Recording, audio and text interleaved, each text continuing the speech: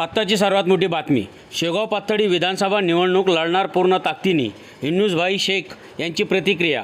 संवाददाता युसुफ शेख, न्यूज़ 18, अहमदनगर दर्पण.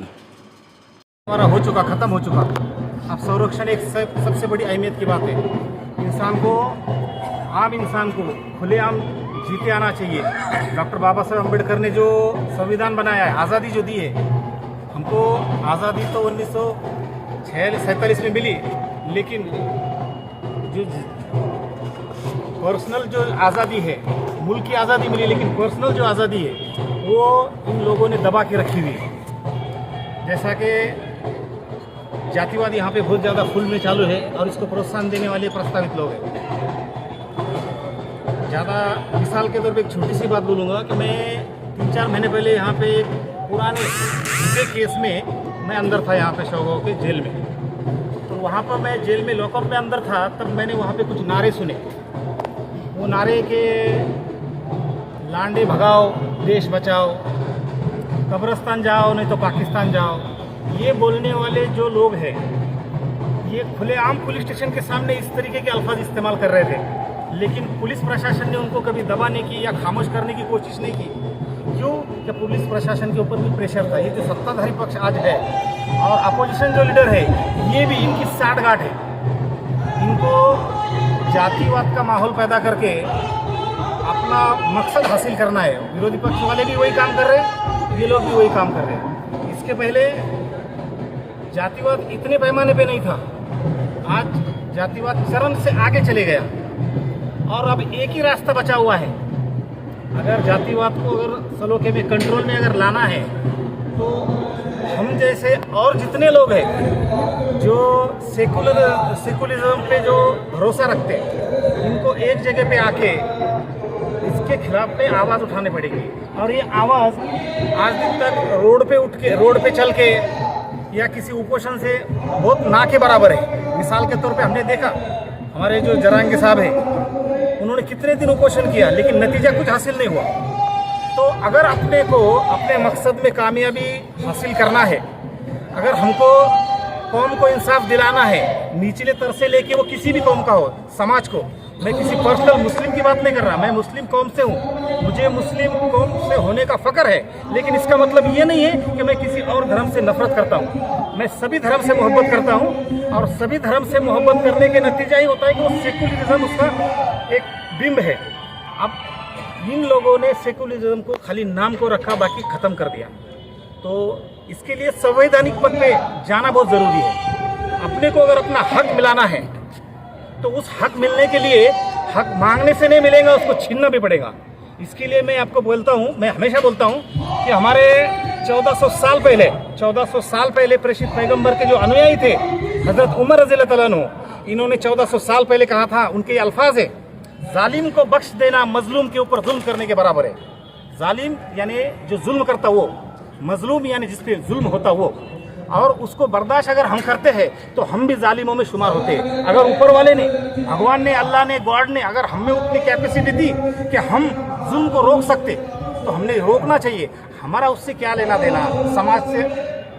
मेरा पर्सनल यूनुस का आज दिन तक कोई काम नहीं रुका. मेरे में उतनी गट्स है कि मैं किसी भी पक्ष के किसी भी आदमी से मैं अपना काम करवा के ले सकता हूँ, लिया भी मैंने. लेकिन जब कौम की बात आती, आवाम की बात आती, तो ये प्रशासन वाले होने दो या इस संवैधानिक पद पे बैठे वाले लोग होने दो, ये बोलते यार तुम्हारा देखो ना यार, तुम्हारा हमने कहीं रुका है क्या. अब इतना बड़ा एक का करेंगे तो 10 के करना पड़ेंगे, 100 के करना पड़ेंगे. तो आवाम के काम मैं नहीं कर सकता.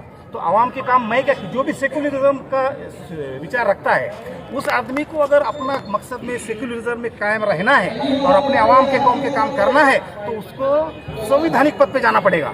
मैं नहीं जाना चाहता हूँ, मेरे जगह पे कोई और जाओ, लेकिन ऐसे लोग जाओ जो सर्व समाज को, सर्व जाति धर्म को एक साथ लेके चलते हो. ऐसे आदमी को संविधान पद पे जाना चाहिए. लेकिन आज तो उल्टा है. संवैधानिक पद पे जितने लोग बैठे हुए हैं, ये सब एक नंबर के जातिवादी लोग हैं. जैसा कि मैंने कहा कि शेगांव में पीछे दंगल हुई थी, मुठभर लोग थे जिन्होंने मस्जिद के पास जाके घोषणाएं लगाई. उस टाइम में अगर पुलिस प्रशासन अगर बोलती थी ए आगे लो, चलो यहाँ पे घोषणा लगाने की क्या जरूरत है, तो मसला काबू में आता था. लेकिन पुलिस प्रशासन पे दबाव किसका था? सत्ताधारी पक्ष का. क्या कुछ नहीं करने का, कुछ करने नहीं देने का. फिर पुलिस खामोश, तो जो गुंडाधारी चंद जो नामर्द लोग हैं, इनके हौसले बुलंद हो जाते और ये फिर इस तरीके की घोषणाएं करते। इनको क्या इख्तियार दिया है उनको बोलने का, पुलिस स्टेशन के जाम में जाके घोषणा देने का कि भाई यहाँ से लांडे भगाओ, देश बचाओ? कैसा बोल सकते हैं ये लोग? इनकी इतनी हिम्मत बढ़ गई तो ये किसने बढ़ाई? सत्ताधारी पक्ष ने बढ़ाई। उसके अलावा सत्ताधारी पक्ष को सवाल पूछने का जो काम है वो विपक्ष का है। विपक्ष भी आज खामोश है। विपक्ष के जो नेता यहाँ पे आज मुस्लिम की कौम की रहबरी करने की बात कर रहे हैं, आज वो रहबरी की कि उन्होंने?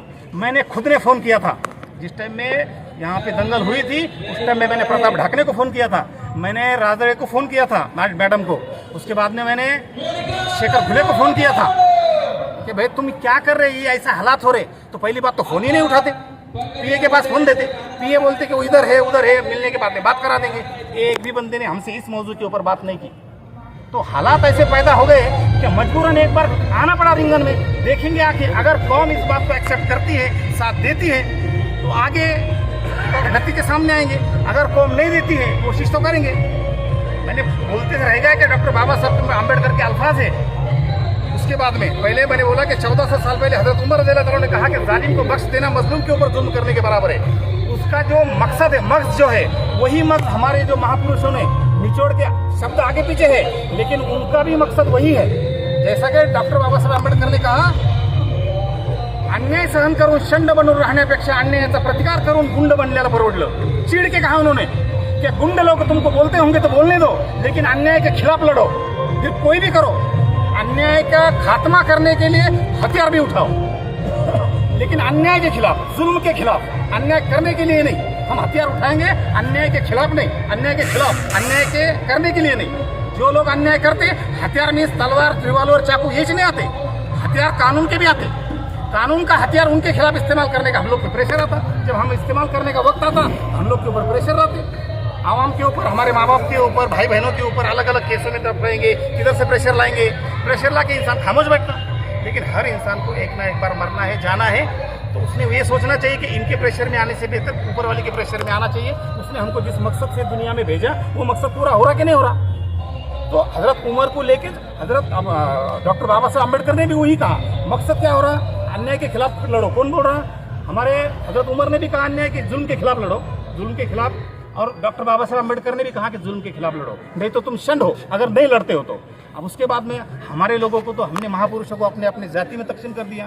किसी ने डॉक्टर बाबा साहब अम्बेडकर ने को, कुछ लोगों ने अपने अपने नहीं कहा इनके हैं, फलाने के हैं, अरे वो तो सबके हैं। लेकिन कुछ लोगों ने क्या कहा, ये जो जातिवादी लोग यही बोलते नहीं नहीं ये तो उनके हैं, इनको की और एजेंडा चलाने का होता है, इनको सावरकर का एजेंडा चलाने का होता है, इनको अपने तरीके से, तो फिर ये इनको जातिवादी नहीं, ये ठराविक लोगों के। उसके बाद में इनके, मैं बोलता इनके जो सवर्णीय के महापुरुष है, ये इनको मानते का नहीं मानते, इन्होंने बोलना ओपन में आके, जिसको के जो सवर्णीय स्वामी विवेकानंद, ये तो सवर्णीय है। स्वामी विवेकानंद के अल्फाज है, बल हेच जीवन हो, दुर्बलता हाच मृत्यू। स्वामी विवेकानंद ने कहा बल, फिर वो बौद्धिक बल हो, शारीरिक बल हो, आर्थिक बल हो, सामाजिक बल हो, या फिर ये शैक्षणिक बल हो, या फिर तुम्हारा राजकीय बल हो, ये बल जिसके पास में है वही इंसान जिंदा है। जैसा कि उन्होंने क्या कहा, बल हेतु जीवन होए, दुर्बलता हाथ मृत्यु। दुर्बलता अगर तुम्हारे पास है, ये बल अगर तुम्हारे पास नहीं है, तो तुम मरे हुए इंसान के माफिक हो।